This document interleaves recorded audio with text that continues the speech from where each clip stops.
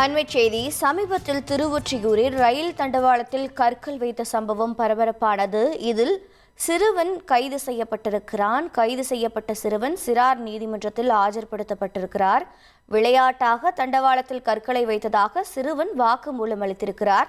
பெற்றோர்கள் குழந்தைகள் கவனிக்க வேண்டும் எனவும் சிறுவன் கைதிற்கு தொடர்ந்து அறிவுரை வழங்கி பெற்றோரிடம் மேஜிஸ்ட்ரேட் ஒப்படைத்திருக்கின்றனர். அண்மைச் செய்தியாக பார்த்து வருகிறோம். செய்திகளை உடனுக்குடன் தெரிந்து கொள்ள உடனே சப்ஸ்கிரைப் பண்ணுங்க.